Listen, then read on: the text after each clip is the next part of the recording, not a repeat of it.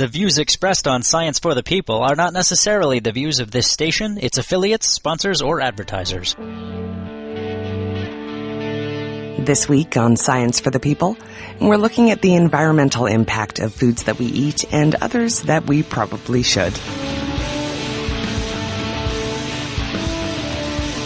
Hello and welcome to Science for the People. I'm your host, Desiree Schell, and I'm joined today by Daniella Martin. Daniella is an entomophagist, or a bug-eating expert. She's been featured in places like the Huffington Post, the New Yorker, the Wall Street Journal, and she's inspired an episode of The Simpsons. She's the author of Edible, an adventure into the world of eating insects and the last great hope to save the planet. Welcome, Daniella. Hi. Let's start off by talking about, maybe you could tell us about the first time you ate a bug on purpose. The first time I ate a bug on purpose, I was living in Oaxaca, Mexico. I was doing research for my undergraduate degree in anthropology, particularly on early native Mexican cuisine. So what the ancient Maya and Aztecs were eating hundreds of years ago before Columbus came and sort of flattened out the culture. And so one of those things, along with things like tortillas and beans and chiles, is insects. They were eating them then and they still eat them now. So I was in Oaxaca and I saw a woman who was selling bags of these bright red toasted grasshoppers by the side of the road. And knowing what I knew about sort of the trajectory of Mexican native cuisine, I knew I had to try it. So I bought a little bag of them and I went to sit down at a cafe because I knew I was going to need something to wash this down with.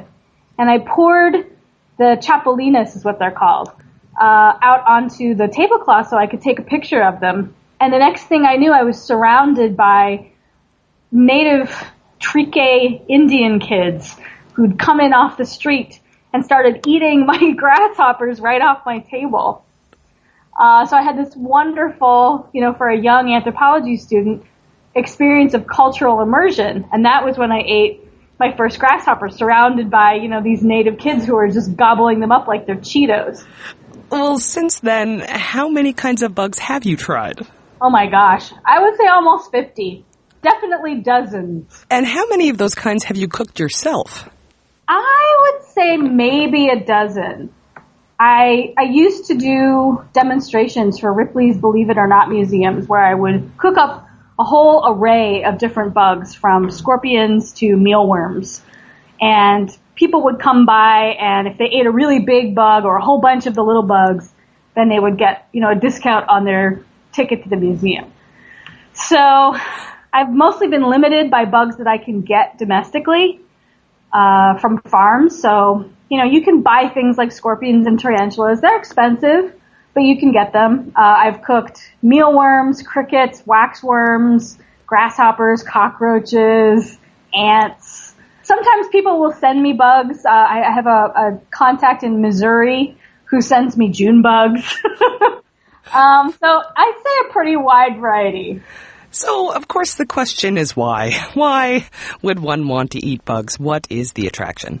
This question is getting harder and harder for me to answer because at this point, the idea of eating insects makes so much sense that for me the question is more about, well, why wouldn't you?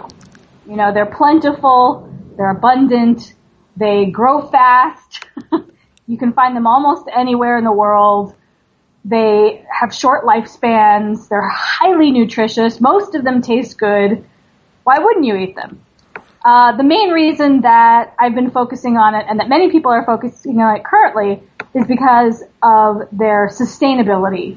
Most farmable insects require far fewer resources in terms of food, water, and land space than other forms of livestock. It's almost like you could take any ethical or sustainability problem that we have with other types of livestock today, and you basically turn it on its head, and you've got insects. Well, one of the things that you mentioned in the book was various food conversion rates of different kinds of animals compared to insects. Can you talk a bit about that? The term is FCR, food conversion ratio. And it basically represents how much of the feed, grain or slop or whatever it is you're feeding the animal, it actually converts to edible food for the human on the market side. So, for instance, 1 pound of beef might take 10 pounds of grain. 1 pound of pork might take 5 pounds of grain.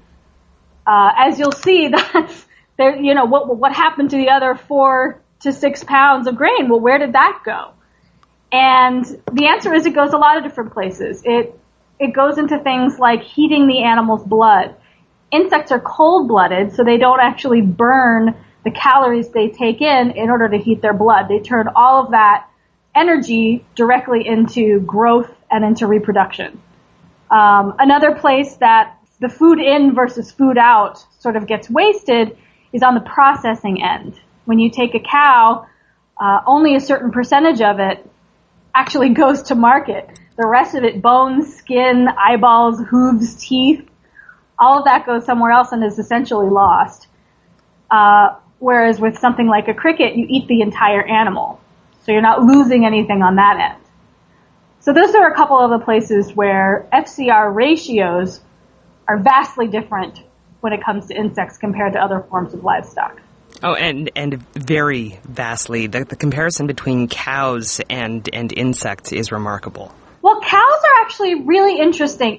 And don't get me wrong, I love beef.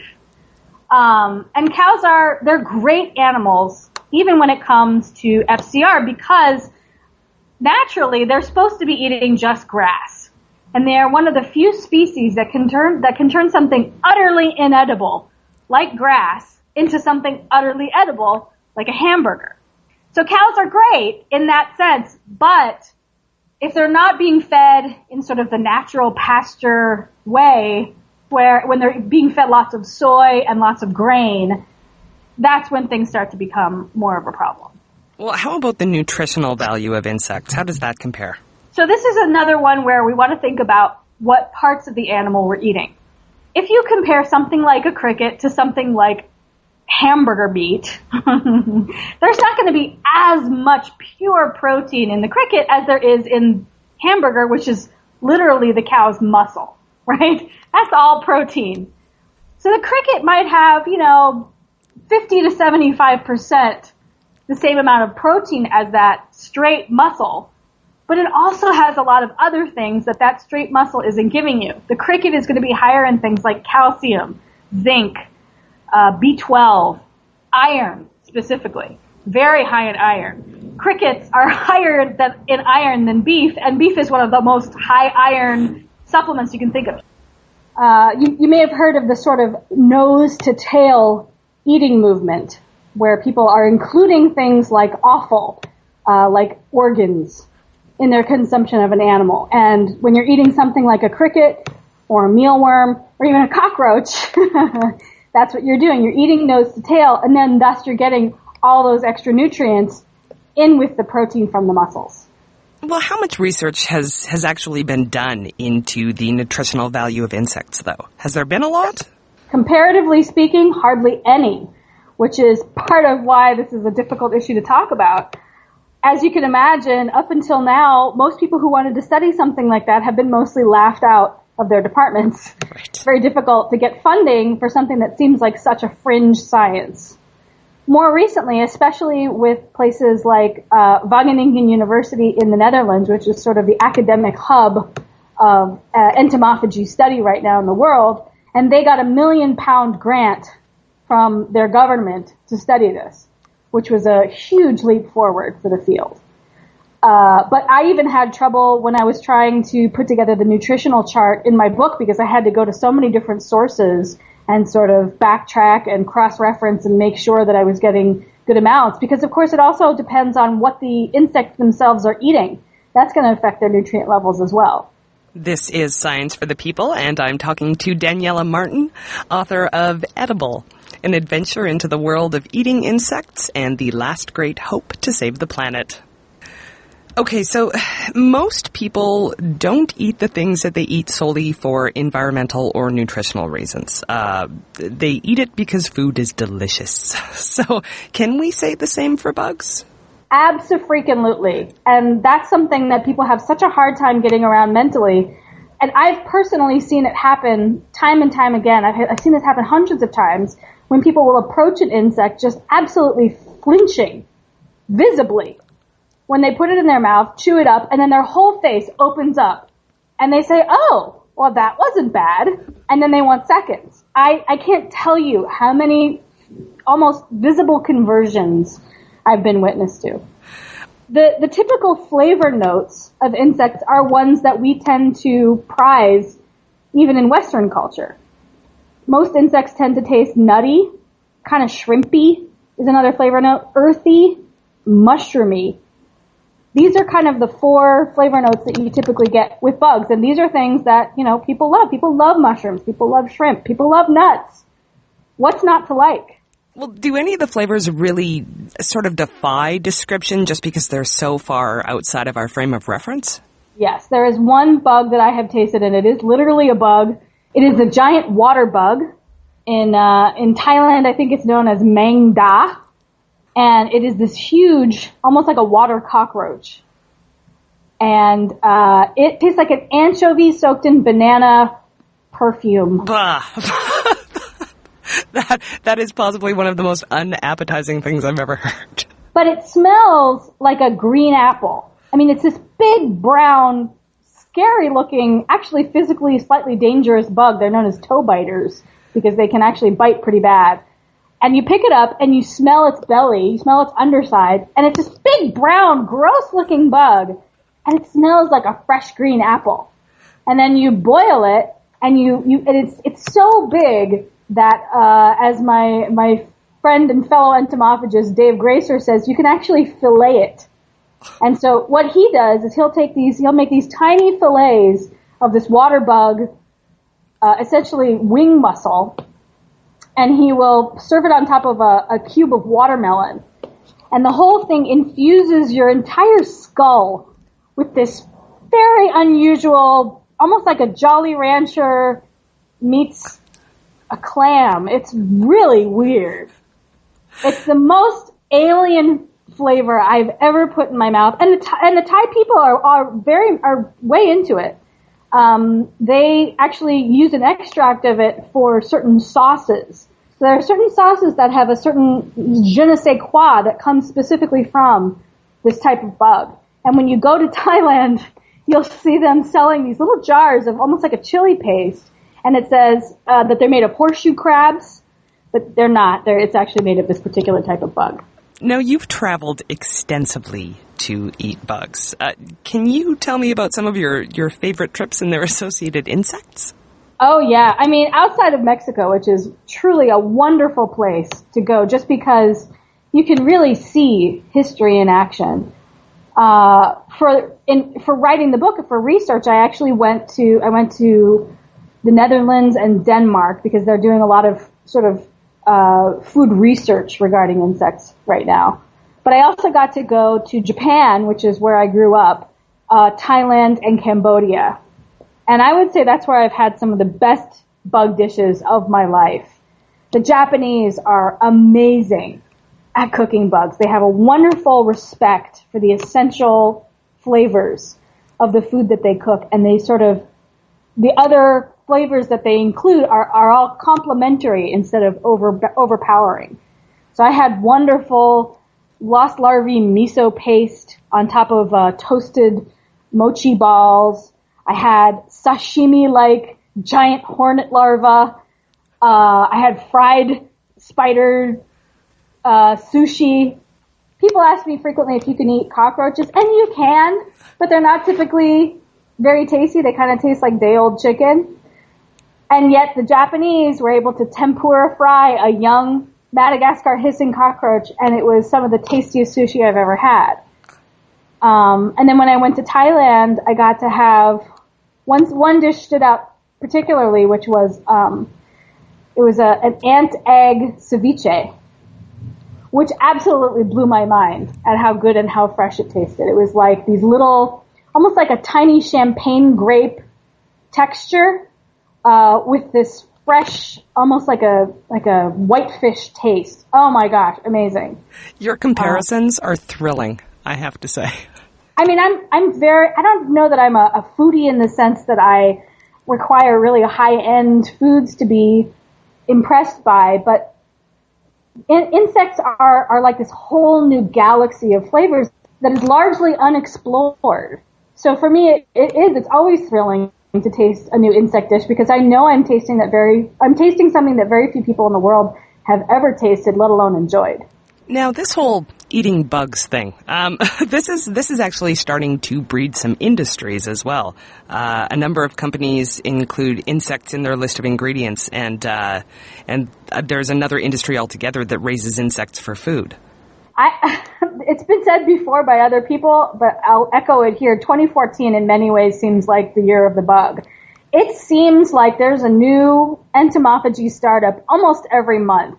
There are people producing bars with cricket flour in them, energy bars. There's more than one company that does that, which is kind of crazy.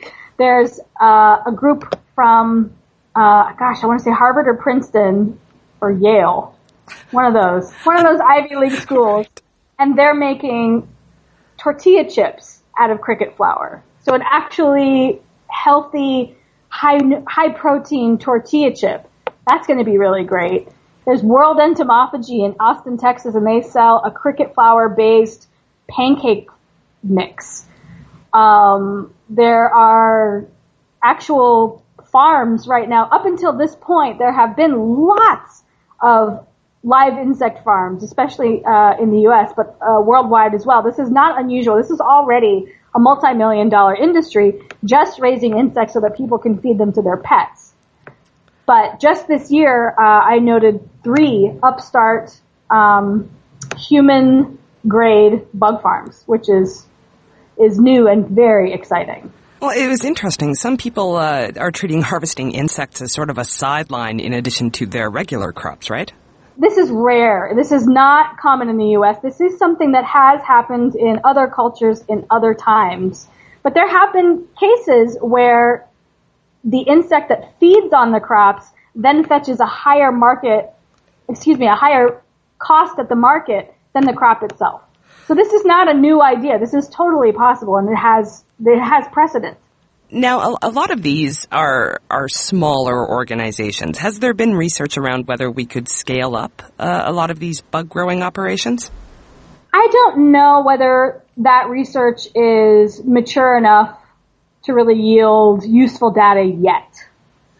As I said, this is the first year that this has ever been done in the U.S. and possibly, I won't say globally because there have been family-run cricket farms in Thailand for over a decade.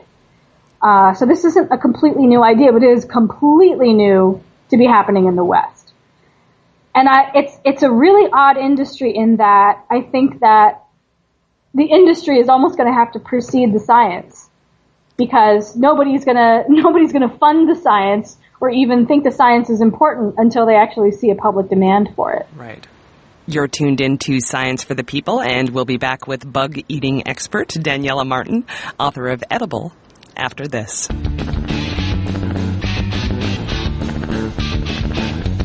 Science for the People is a weekly radio show exploring everyday life from a scientific perspective. To find out where Science for the People airs near you, or to listen to past episodes, check out our website at scienceforthepeople.ca.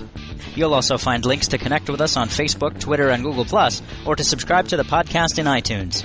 And now, back to the show.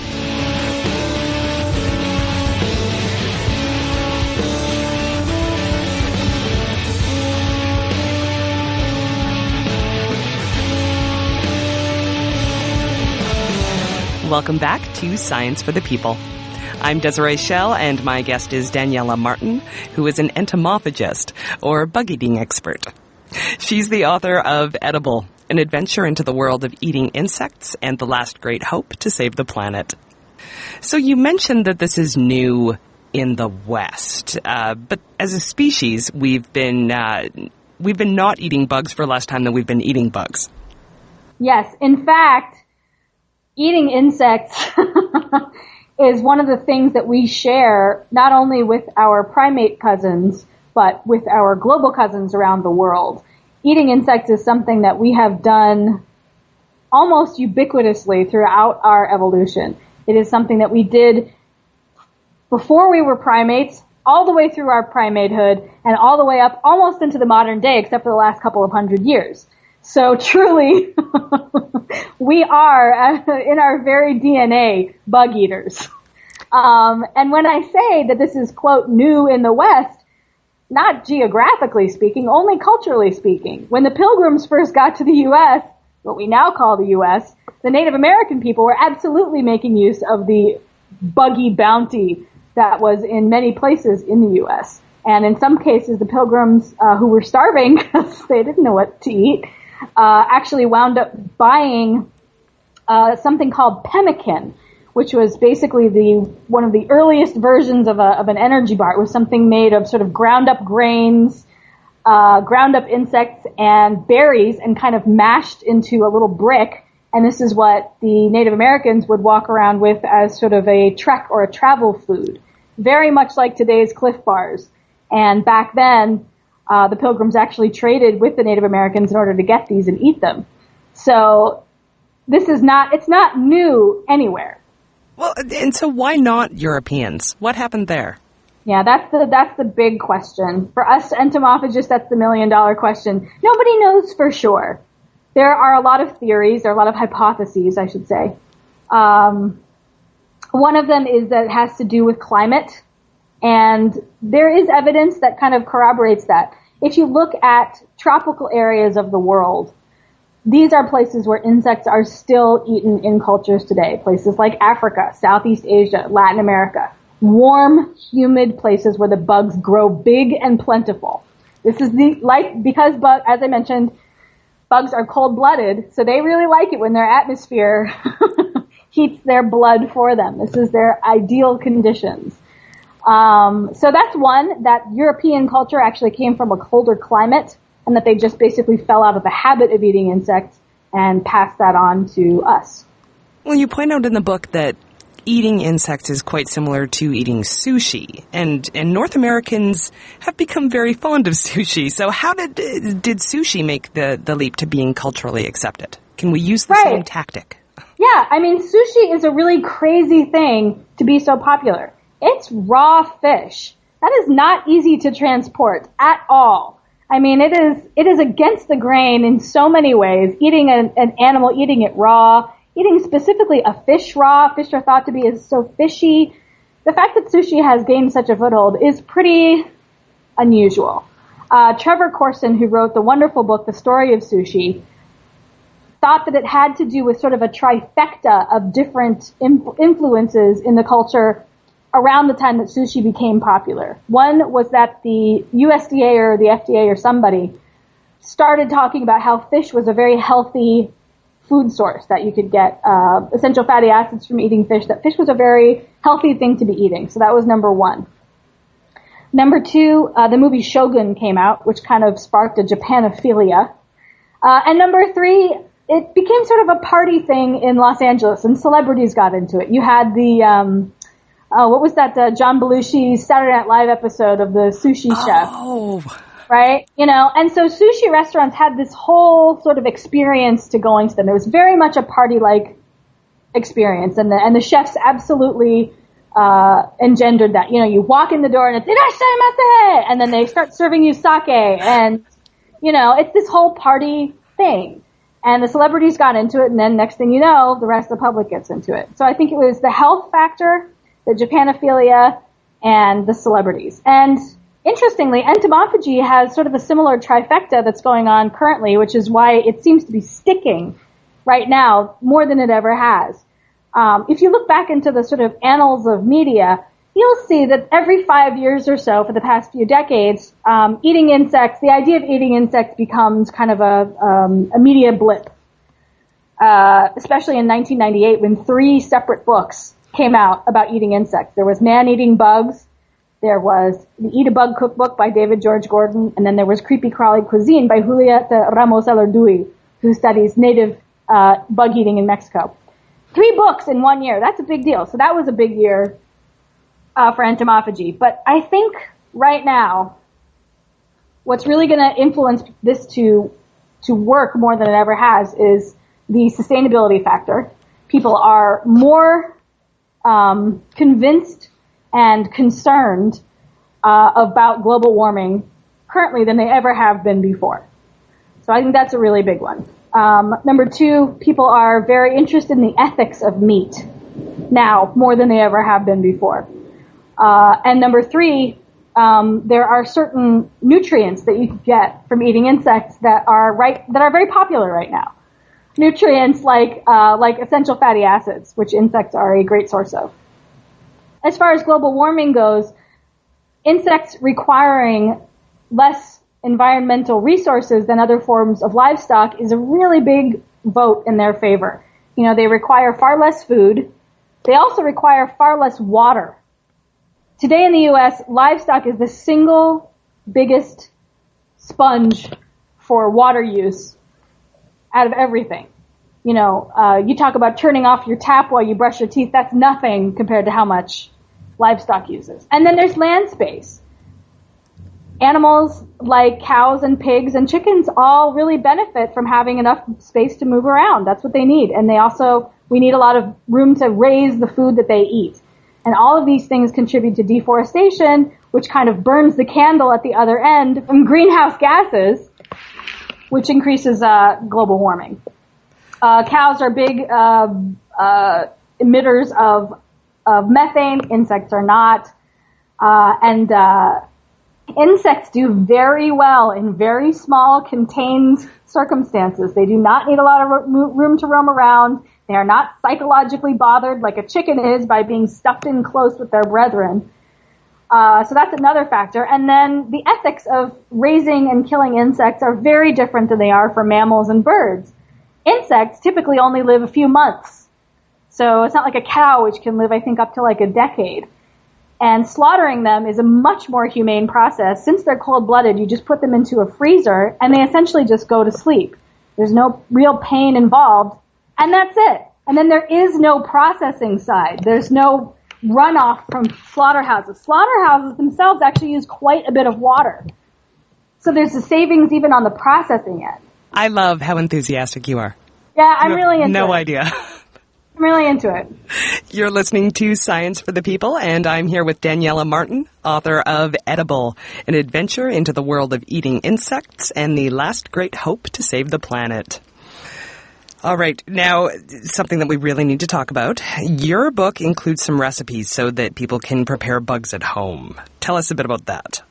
There are so many great recipes for making bugs at home. They are really a very easy, versatile ingredient. They don't typically have a very strong taste, unlike that one bug I was telling you about with just insane sort of almost LSD-like flavor. Most insects that you're going to get from farms, you know, mealworms, crickets, waxworms. Waxworms are absolutely delicious, by the way. They're my favorite bug. Have very nutty, somewhat shrimpy, mushroomy flavors, but they're very mild. So they actually can act kind of like chicken in that they take on the flavor of what you cook them with. So they're incredibly versatile. I think that they work really well in sautés. They're terrific. You can actually toast them in your oven until they get crispy, and then you can eat them just as a snack like that, or you can grind them up into a flour and add that to what you're baking. You can add it to soup. You can sprinkle it on a salad. You can put it in a smoothie. They're incredibly versatile. Okay, full disclosure. I loved your book. Loved it. Thank you. And so much so that it inspired me to make one of the recipes in it. That's so cool. Which one? I tried the salty sweet waxworms. And you're right. They are delicious. And I was trying to figure out a way to explain the flavor and the texture because your explanations are phenomenal in the book. And I thought they were somewhere between sort of an almond and a hazelnut, but with the consistency of like homemade bacon bits. Kind of meaty on the inside, but harder on the outside. Does that make sense? That totally makes sense. And let me ask you, that was the first bug that I ever cooked myself. And when I first ate it, just in terms of its flavor, the idea that this is something that is maligned as thought of as the opposite of food, when it tastes like food, I found crazy. This will not be my last foray into this.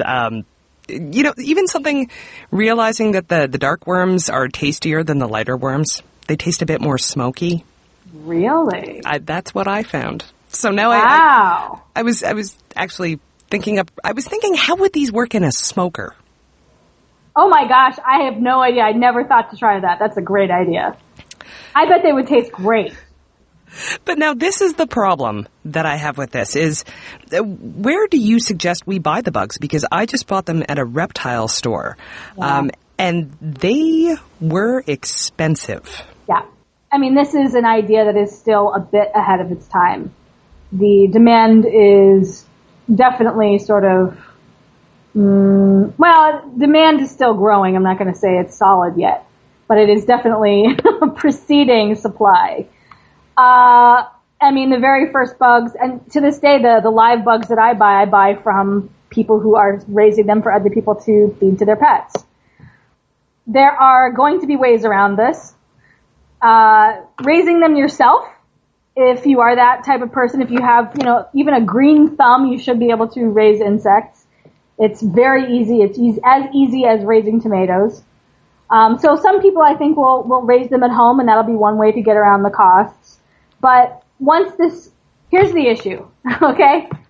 When you go to the grocery store and you buy steak or chicken or even fish, you're not paying what it costs to get that meat, okay? Your price is knocked down by farm subsidies, by the fact that there is distribution channels already in place. You're not paying for this on a multitude of levels. You're certainly not paying the ecological price, but you're not even paying the real price of what it costs to raise and slaughter and process and transport all of these animals, all right? So, and I know, I'm not crazy. I can see that this is a ways off, but insects don't enjoy any of that governmental help. There are none of the distribution channels in place. It's going to take some time for this to catch on and for this to create its own system within the system. So, I know that's not a great answer. But what you're saying is the more of us that eat bugs, the cheaper that bugs are going to be. Exactly. That's exactly right. Right now, there's one farm that's up and running that's raising insects for human consumption specifically. One. There's one farm in Canada. There's about to be another farm in Minneapolis, but it's going to take about 6 months to get going. But it's starting. We get to see the tip of the iceberg as it rises up. And it's a thing that, for those of us that are involved, it's pretty exciting. Now, you and I spoke about something before we actually started recording, and I need to bring this up because it's kind of hilarious. You have made a career eating things that make people want to vomit. Yeah. And you are now pregnant. And how do you feel about bugs now? I think they're totally gross. And it's funny because I maintain a Facebook page called Girl Meets Bug, and I keep it stocked every day with, insect recipes and edible insect news items, and I really, I like to keep that going, and it turns my stomach to see some of the recipes that, just a few months ago I thought were delicious. And right now I just think, and it's funny because I've always been really open-minded about all types of food, and I could never understand, how can people just look at this and write it off? Without even trying it. And right now I get it. I totally get it. Right now it seems totally gross. And I'm in a really unique position of somebody who has to talk about this in detail. Frequently. And I have to go into the detail, into the real essentials of what bugs taste like and how to cook them, and the whole idea just makes me want to vomit right now. So it's something that, it's something I'll be able to share with my child. about how mommy was on the radio and wanted to throw up. Oh. And then actually, and you and I had to postpone our first talk because I was so nauseous that day. But then a couple of days later, I had a radio interview that I could not reschedule, and it was early in the morning. And I, was sitting there trying not to throw up. And, I had a trash can nearby just in case. But it was, it was interesting. It's definitely an interesting position to be in. Well, if you could pretend you aren't pregnant for this one moment. Oh, boy. What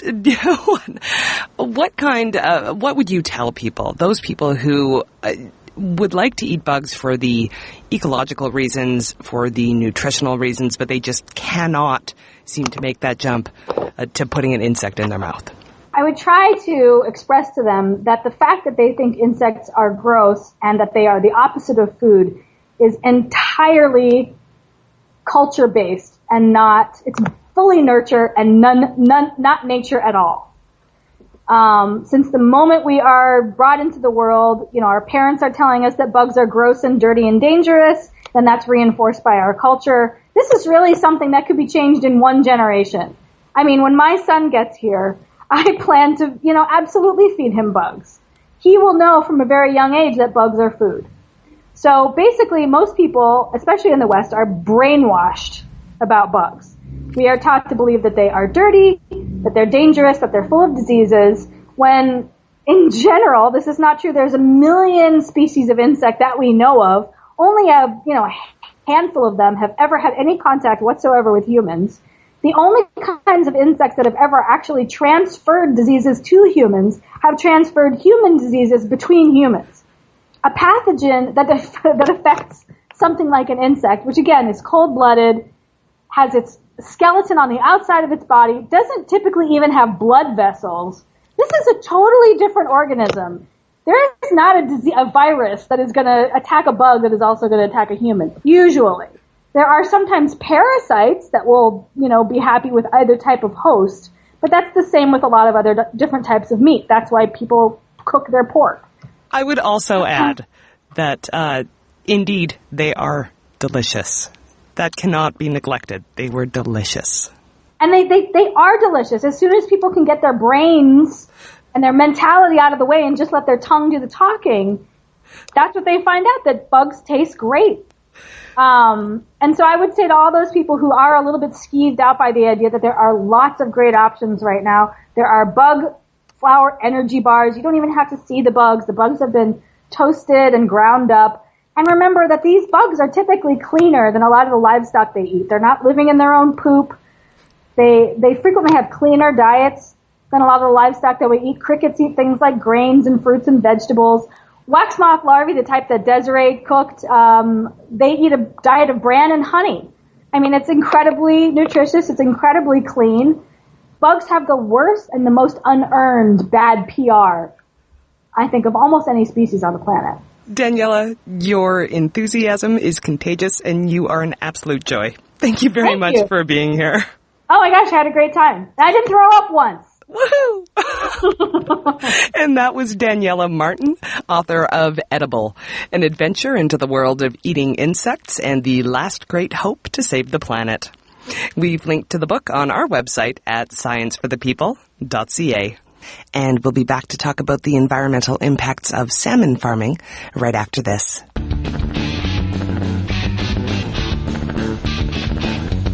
Science for the People is a weekly radio show exploring everyday life from a scientific perspective. To find out where Science for the People airs near you, or to listen to past episodes, check out our website at scienceforthepeople.ca. You'll also find links to connect with us on Facebook, Twitter, and Google+, or to subscribe to the podcast in iTunes. And now, back to the show.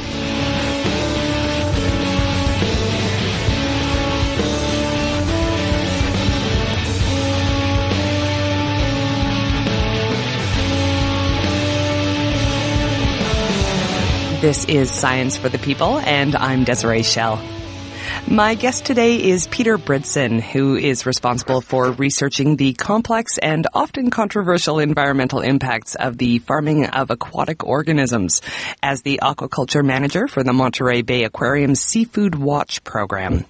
His more than 20 years' experience in aquaculture research aided the development of criteria with which Seafood Watch assesses the sustainability of farmed seafood and informs the buying decisions of consumers and businesses nationwide. Very glad to have you here, Peter. Thank you. It's good to be here. Now, it seems like farmed salmon is a bit of a dirty word. Why is that? Well, it's you mentioned complexity in your introduction, and it's always a complex situation with many types of farmed seafood. But salmon farming, the history of salmon farming is relatively young. It hasn't been around all that long. It started in the late 1960s, but really expanded very rapidly in the 1980s and 1990s, along with a variety of other farmed species. And at that time, as is often the case when things are expanding rapidly, the environmental impacts and the environmental concerns weren't really the top priority at that time. And it turned out that there was a lot of farms being put in bad places, in bad sites. They were really developing very basic feeds. There was lots of pollution coming from the farms. And at that time, there was also a growing awareness of environmental concerns at the global scale and a growing, increasingly powerful and well-informed environmental lobby. And salmon farming at that time, along really with shrimp farming, became almost a poster child for a rapidly intensifying and industrialized food system. And it did have a bad reputation. And to a certain extent, while lots of things have improved and there's lots of good things we can talk about with salmon farming and shrimp farming and other types of aquaculture, there are undoubtedly still some concerns remaining, and those are the things we study in Seafood Watch. We're a science-based organization, and we look to all the latest research and environmental monitoring information to really sort of stay up to speed with how the industry is developing and what things are still a concern. Well, you mentioned a few of them, but maybe we could talk a bit more about some of the major complaints we do hear around farmed salmon. So first off, what kind of damage does salmon escaping from their farms cause? Yeah, escapes are one of the concerns. One of the really interesting things now is seeing how those impacts change in different regions. We've just released 4 reports on the 4 major salmon farming regions globally. That's Norway, Scotland, Chile, and British Columbia in Canada. And they have very different circumstances. They all farm Atlantic salmon as the main species, but Atlantic salmon in those 4 different regions is native in some regions. It's native in the Atlantic, obviously. In Scotland and Norway, we're also doing a report on the East Coast Canadian Atlantic salmon production at the moment. And it's native salmon. The Atlantic salmon is native species there, so there are wild Atlantic salmon which escaping farm salmon can interact with.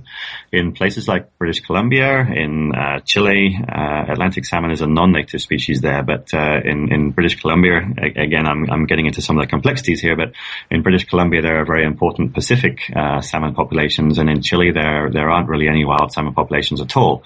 And so it varies, the impact varies a lot, but the main concern really is where Atlantic salmon is a native species, and because they've been domesticated in the same way we've domesticated all of our farm animals, they're genetically different from the wild Atlantic salmon. And one of the amazing things about wild salmon as a species is that they have this amazing genetic complexity of a wide range of different populations in different rivers and different streams, and even different sections in streams have all of these very slightly distinct genetic populations. And so the concern is now that when these domesticated farm salmon escape, they have been shown to successfully breed with those wild salmon populations and decrease the genetic fitness, if you like, of those wild salmon populations. So that's one of the concerns about salmon farming is those escapes. And there's also a concern where Atlantic salmon is a non-native species, so in British Columbia and in Chile, whether they could become established in those regions as an invasive species and have a variety of potential environmental impacts. That hasn't happened yet, but it's still a concern. Well, how often does that happen? The escapes? Well, that's one of these things that has improved, and certainly it was a a major problem in the early days of salmon farming because they were still working on how to design a net pen that could hold salmon in the ocean but stand up to storms, and there were huge numbers of escapes early on in the industry, but that is definitely something that's improved. So the design of cages has improved, the materials they use and the way they moor them and anchor them has improved a lot. So the total number of escapes has dropped considerably, but unfortunately there still are enough large-scale escape events happening to show that basic production system is still flawed. I mean, the coastal environment is a rough place, as we all know, when you go to the coast and you see some of the storms that blow in, and it's amazing to think how a fish farm can stay in one piece sometimes when you see the frostier storms on the west coast of Scotland or British Columbia or anywhere in those exposed environments. So there are still large escape events happening around the world, enough that we still have a concern, and there's some very nice academic research happening, particularly in Norway now, showing how escapes are continuing to happen and continuing to have an impact on wild species there particularly. So how about feedlots? They are a source of pollution, correct? They are, yes, and it's often a controversial term to use the word feedlot for salmon farms, but they really are in some ways. They are floating feedlots in the simple definition of having a high intensity of fish there and a very linear throughput of pouring feed into the pens, basically to feed the fish, and the waste from the fish goes straight out into the environment. And again, we've talked about how this has changed with time, and in the early days there was a lot of poor siting decisions and poor regulation as well. Regulation is something that has improved. So there were sites with very high numbers of fish that weren't in very good places, and so there was a build-up of organic wastes below the farms, and concerns about pollutions of wider water bodies where there were more than one farm sharing a bay, if you like, or one sort of discrete water body. That's something that definitely has improved. The environmental monitoring has improved, the regulation has improved, and now actually we're seeing that the impacts with better management of the sites are really being limited to a relatively small area directly below the farms themselves. And like all human activities, we sort of have to accept that there's going to be some kind of level of impact from the things that we do and the way that we produce food. All of the food we eat has some kind of impact. And so that pollution is there's still some concerns in areas where there are a lot of farms in a high density, and there's still the potential for cumulative impacts from multiple farms operating together. But it's much less of a concern now than it was before. We certainly don't have this kind of concern of a huge dead zone around all these farms. That's not the case anymore. But it's still something we're keeping an eye on. It's still something that can be improved with better monitoring and better regulation. But there's been a lot of academic research as well into studying where these wastes go and how they're broken down, and the dynamics of those wastes in different environments. So it's something we know a lot more about and have a slightly lower concern about. It's still in our rating scheme, it's a moderate concern now rather than historically being a high concern. When you mentioned your rating scheme, are you talking about Seafood Watch? Yes, exactly. Yeah. So we look at a whole variety of different impacts, 10 different impact categories, when we look at any kind of aquaculture system. Escapes is one that we've mentioned. The pollution is one, and the habitat impacts from those farms and the waste from those farms. And there's a whole variety of other ones. Chemical use. Feed is another main one. Predators we've looked at, seal mortalities and salmon farmers another one. So there's 10 altogether, yes, in our set of criteria. Well, now, how many salmon farms does Seafood Watch recommend? We've looked at the 4 major production regions at the moment. As I mentioned before, they're Norway, Chile, BC, and Scotland. It's on the regional level, they have all come out still as a red avoid recommendation. We've certainly been very clear to recognize the improvements that those industries have made in a whole variety of those impacts. And there is a lot of good things to talk about, but at the regional level where a consumer can't tell one farm for another, those regions are all red. We are looking at New Zealand as an alternative. They have a different set of circumstances in New Zealand that may come out with some better recommendations, but we do recognize that in each of those regions there are some farms that are perhaps operating better than others, and we're looking at a whole variety of ways of how we could recognize those better farms and recommend better farm salmon to consumers. We don't like having all these red avoid recommendations. It's not productive and it's not helpful to anybody really. So we're working in a variety of ways of trying to recognize those better farms. So we're looking at certification, for example. There are a variety of aquaculture certification schemes now that we can hopefully use to identify better farms. But we've also started looking at how we can assess individual farms, and we looked at one particular farm in Chile called Velasco. And we do actually have a yellow good alternative for that farm. It was a pilot study, so we've only done that in one case so far.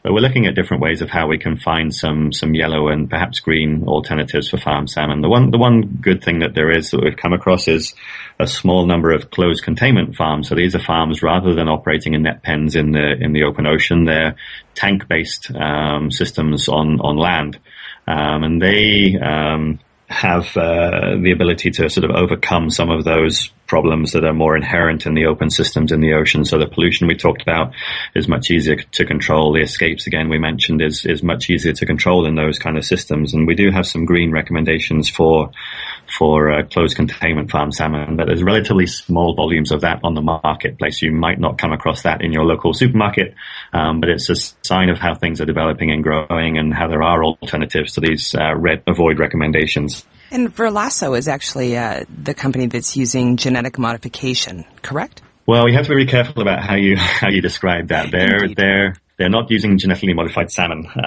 There are some genetically modified salmon in the pipeline, but what they've done differently is they've developed a genetically modified yeast actually to replace some of the fish oils that traditional salmon farming normally gets from fish oil from wild fish. That's used in the feed. So Velasco has a genetically modified yeast that they grow in a fermentation process, and that yeast produces some of the similar fish oils that wild fish produce.